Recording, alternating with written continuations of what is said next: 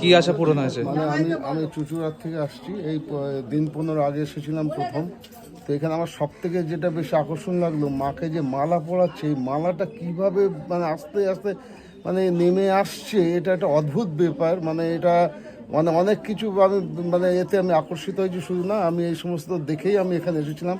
আমার ছেলে মানে আজ প্রায় 8-9 বছর ধরে মদ খেয়ে কুসঙ্গ করে তার পেটের মধ্যে নল ঢুকিয়ে সব বার করে সে আজ 2 বছর আগে প্রায় মৃত্যুপথ যাত্রী হয়ে পড়ছিল। সেখান থেকে আমি হায়দ্রাবাদেও পর্যন্ত আমি 3বার নিয়ে গেছি, কিন্তু সেখান থেকে আমার বউয়ের প্রেরণাতে আমার বউ এইসব দেখে। সে বউ বললো তুমি একবার ওখানে যাও। এই দিন 15 আগে আমি এসেছিলাম এখানে হ্যাঁ, আমি আশা তো মানে কি, আমি একদম মাথা খারাপ হয়ে গিয়ে আমি আমার বউ প্রায় আমরাই শেষ হয়ে যাচ্ছিলাম। তো সেক্ষেত্রে কোনোভাবেই মানে মাকে সাথে করে নিয়ে যাচ্ছে, পাহারা দিচ্ছি আমরা। মাকে বলে তুমি আসো এখানে, আমি এক্ষুনি আসি বলে ত্রুম করে পালিয়ে গেল। মানে মদ খেয়ে এমন অবস্থা হয়ে গেছিলো।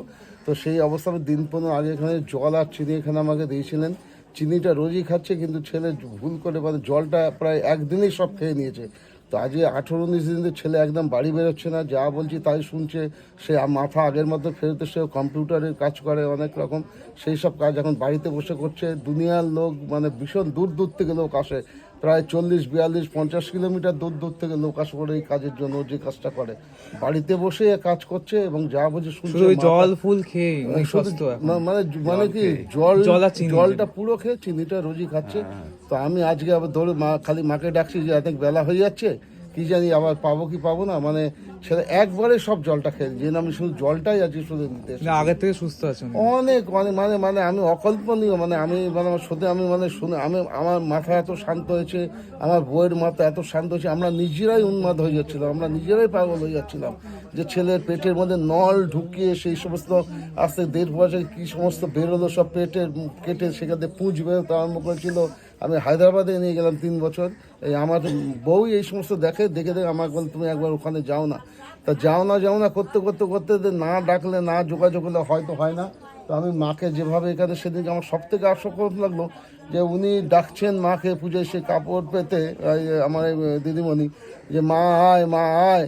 আর আস্তে আস্তে ফুলের মালাটা কি সুন্দর এসে এসে তো ধাম করে পড়েও গেল না, মার গায়েই যেন লেপটে গেল। মানে আমি অদ্ভুত, এবং সেই থেকে রেগেই যাচ্ছি মাকে।